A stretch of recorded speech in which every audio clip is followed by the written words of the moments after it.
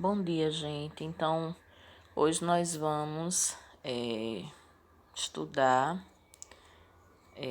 história, né? A gente vai começar a aula de história, né? E história, página 10. Vamos lá. Aqui, página 10, né? A gente vai ver estudo da história. Então, aí no livro de vocês, na página 10, eu vou apenas explicar o conteúdo, tá, gente? E vocês vão fazer as tarefas, né?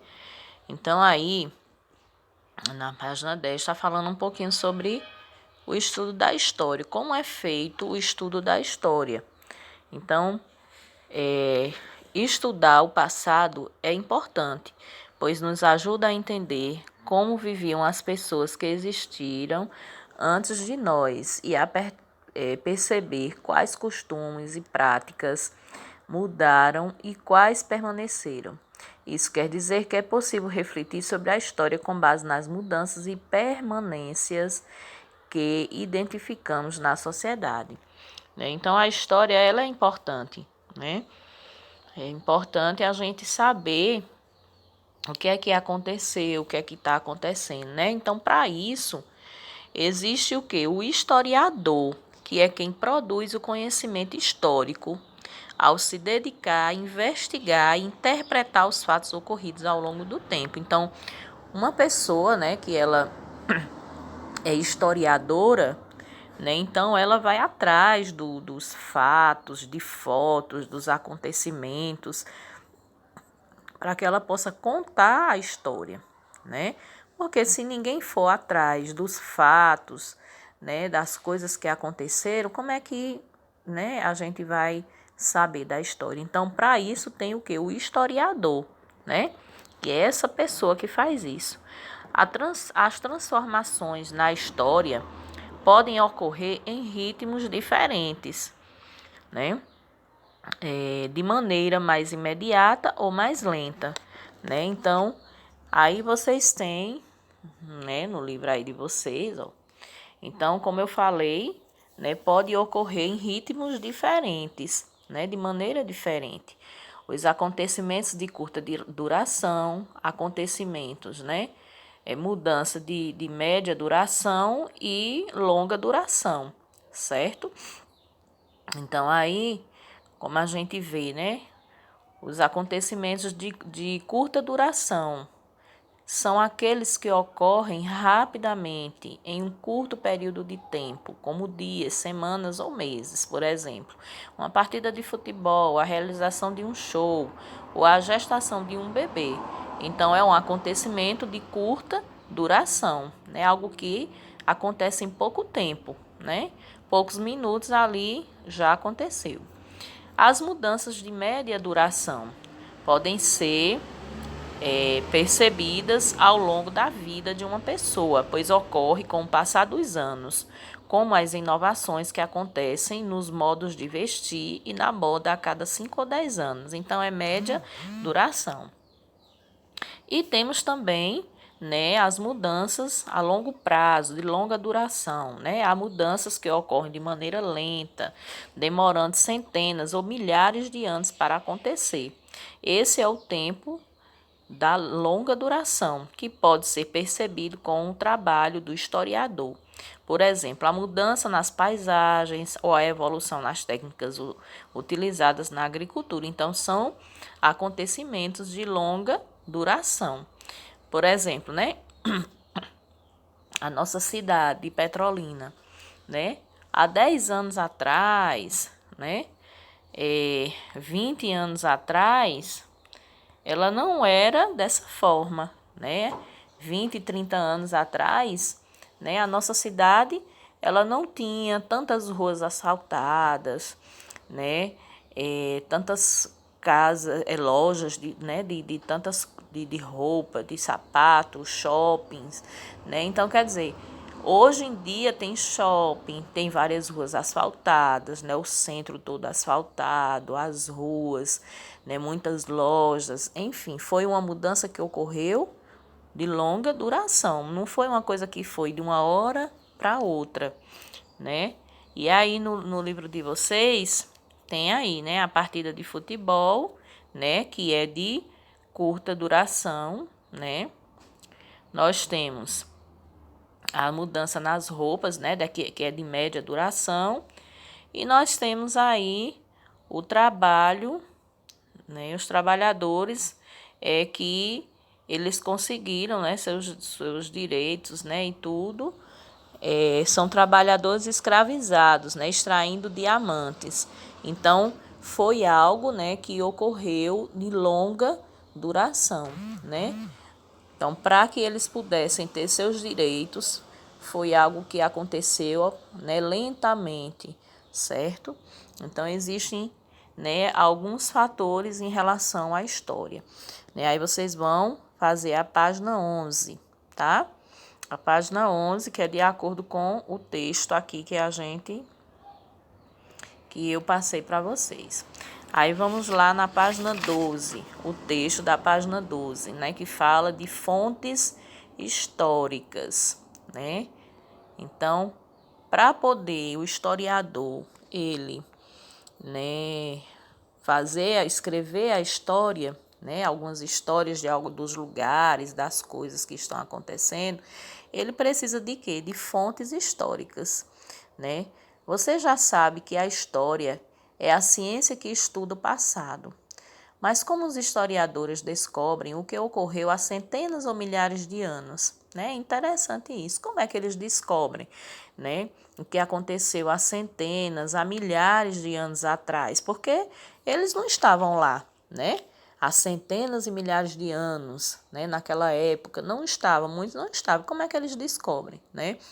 Todas as produções que os seres humanos realizaram, desde uma pedra lascada até um celular, são vestígios que levam o historiador a conhecer o passado. Para pesquisar alguns temas e analisar vestígios, o historiador precisa da ajuda de outros profissionais, como os arqueólogos, aliás. Então, como os arqueólogos. Durante as escavações, os arqueólogos encontram diversos objetos, como instrumentos feitos de ossos e pedras, vasos de cerâmica, cestos, restos de fogueira, adornos, etc. Então, né, um profissional ajuda o outro, né? Aí, porque o historiador ele vai precisar da ajuda de quem? Do arqueólogo. O arqueólogo é aquele profissional que ele, né, vai atrás das escavações, né? Ele encontra fósseis, né? O que são isso? São aqueles ossos de animais, né, pré-históricos. Então, tudo isso o arqueólogo ele faz. E aí o historiador ele entra para ver como é que foi, quanto tempo tem aquele fóssil, né, aqueles ossos, né, aquela cerâmica que o arqueólogo encontrou, né, tudo isso o historiador vai estar lá para registrar, ok? Então, todas as marcas deixadas pelos seres humanos são chamadas de fontes históricas, né? Então, que vocês, frisem bem isso aí, né? Que fontes históricas, certo? Então, o historiador, ele vai lá, né, e ele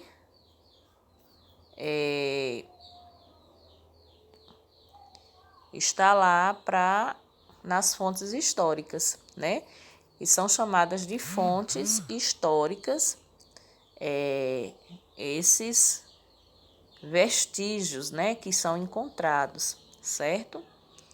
Então, essas fontes históricas que são o principal material de investigação para os historiadores. Então, por meio da análise dessas marcas, o historiador pode descobrir como as sociedades se organizavam, quais eram seus hábitos alimentares, os costumes, certo? Então, eles vão lá, né, e eles descobrem como são os hábitos alimentares, né, das pessoas, os costumes religiosos, as formas de se vestirem, as maneiras de se vestir, né? Então, tudo isso, né, o historiador ele vai descobrir. O estudo e a comparação das fontes também ajudam a entender as transformações que ocorreram na escrita, né, na arte ou no modo de produzir. As fontes históricas podem ser classificadas em, né? Então, as fontes históricas, né, elas podem ser classificadas em materiais, fontes materiais e fontes imateriais, certo? Então, fontes materiais, elas referem-se aos objetos produzidos por uma sociedade, como pedras talhadas, utensílios domésticos, brinquedos, documentos escritos, construções, etc. E as fontes imateriais, que são fontes que não têm um suporte físico, mas fazem parte da memória das pessoas. Quer dizer, ó, as materiais são as coisas deixadas pelas pessoas, né, de um determinado tempo, como os utensílios domésticos, por exemplo. Lá no museu mesmo tem muitas fontes históricas materiais, né? Porque tem cerâmicas, né? Quer dizer, vasos de épocas, né? Muito tempo atrás, tem roupas, né? Então, tudo isso são vestígios da história daquele tempo, né? E as fontes imateriais é o quê? É umas que você não pode ver, não é físico, mas é o quê? Que as pessoas contam, né? Os mais velhos eles contam de geração para geração. Então são as fontes imateriais. Quer dizer, eles não têm às vezes como provar, né? Mas está lá na memória daquelas pessoas mais antigas, mais velhas, que elas contam a história para os seus netos, né? Seus bisnetos, e assim vai passando a história de geração em geração, como diz aí, né? Que são músicas, lendas, tradições, costumes, que são fontes imateriais. Materiais são essas que a gente pode ver, tocar. E as imateriais são aquelas que a gente não pode ver, a gente ouve, né, e aprende com os nossos antepassados, ok? E aí vocês têm, ó, no livrinho de vocês, tem as escavações arqueológicas no município, né, em um município lá do estado de Santa Catarina, as escavações aqui, né, que é uma fonte histórica, né? Temos aqui a réplica de um calendário produzido pelos astecas, povo que viveu entre os anos de 1300 e 1600 na região, né, onde a região onde hoje se localiza o México, né? E nós temos aqui um grupo folclórico, no município de São Paulo, né, que também é o quê? Uma fonte histórica, né, daquela época, de 2016. Então, são fontes históricas. Aí vocês fazem a página 13, tá, da atividade. E aqui na página 14, vem falando um pouquinho sobre a preservação de fontes documentais, né? Então, é importante a sociedade ela preservar essas fontes documentais, né? Então, que fontes são essas? Né? Vocês estão vendo aí, ó, são fotos, né? Cópias da Constituição Brasileira, aqui, ó, né? São fotos, temos aqui essa foto, ó, dos descendentes de imigrantes italianos. Aí nós temos aqui, ó, a cópia da Constituição Brasileira promulgada em 1891. E aqui é a Folha de São Paulo, né, que é um jornal de 1997, né? Então, aí são algumas fontes de documentos, né? Então, é interessante a gente poder ver, né, essas fontes históricas, né? São algumas essas fontes, esses documentos, né? Então, a sociedade humana produz ao longo da história os mais diversos tipos de registro que depois são utilizados pelos arqueólogos e historiadores para estudar o passado. Esses registros são chamados de fontes documentais. Todo material do passado que fica preservado é capaz de nos transmitir informações sobre como as pessoas viviam em tempos passados. Precisamos das fontes documentais para compreender as diferenças entre a forma como vivemos hoje e a maneira como se vivia antigamente. Então, né, é importante a gente ter, né, saber como aconteceu, né, as coisas, o que aconteceu, como eram os costumes antigamente, né? A gente pode comparar como é hoje, né, a gente saber da história da nossa cidade, a história de um povo. Então é muito interessante, né? Se vocês tiverem a oportunidade, né, vocês podem ir no museu, né? Nós temos o Museu do Sertão lá no centro da cidade, né? Eu acredito que agora ele esteja fechado, eu não sei ao certo, por conta da pandemia, né? Ele tinha sido reaberto, mas agora eu já não sei se fechou novamente, né? Mas lá tem muitas fontes históricas, né? Da história do povo sertanejo, daqui de Petrolina, né? De várias famílias que ajudaram a construir nossa cidade, né? A pessoas que foram influentes aqui na história do Nordeste. Então, assim, é um acervo muito rico e muito interessante. É muito bom, né? A gente poder aprender mais sobre a história, né, do nosso país, da nossa cidade, do nosso povo. Então, essas fontes históricas é muito importante, né, e preservar essas fontes, né, para poder justamente ficar para as nossas gerações, porque já pensou um povo que não sabe história nenhuma, né?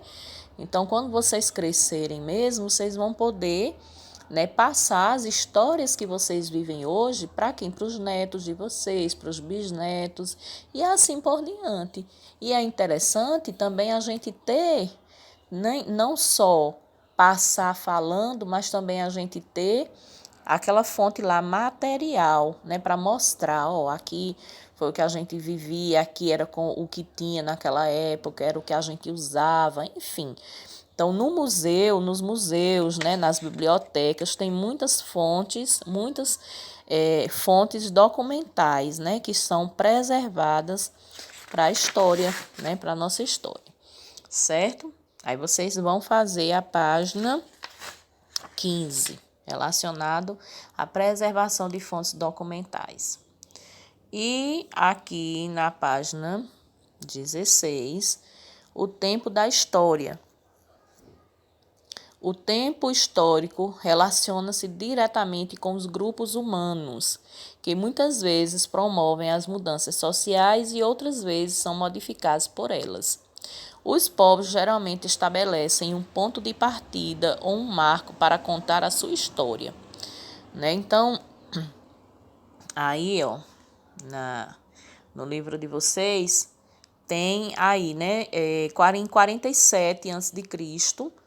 Então, quando vocês verem esse AC, é porque a história aconteceu antes de Cristo, antes de Jesus Cristo nascer. Então, aí tem 47 a.C., que é Júlio César, o imperador romano, invadiu e conquistou o Egito no século I. Né? No século no século VIII, os Vikings lideraram os primeiros ataques ao litoral da Inglaterra. Eles usaram barcos resistentes e velozes em 793. Aí nós temos aí em 1350, no século XIV, ocorreu na Europa a epidemia da peste negra ou bubônica. uma em cada 3 pessoas foi morta pela doença, né? Aí já lá em 1500, né? No século XV, os portugueses chegaram às terras que mais tarde seriam chamadas de Brasil. Aí aqui nós temos em 1822, no século XIX, Dom Pedro I proclamou a independência do Brasil, que deixou de ser uma colônia de Portugal. E em 1945 houve a Guerra Mundial, né, ocorrida na primeira metade do século XX. Foi o conflito mais violento da história da humanidade e durou cerca de 6 anos, certo? E aí no texto vem explicando como é que eles fazem computa, né, esse tempo, né? Ele fala aqui, né? Os anos e os séculos anteriores a seu nascimento, né? Em nossos estudos de história, por exemplo, contamos o tempo a partir do nascimento de Cristo. Os anos e os séculos anteriores a seu nascimento são escritos com AC, como eu falei, antes de Cristo. Depois da data.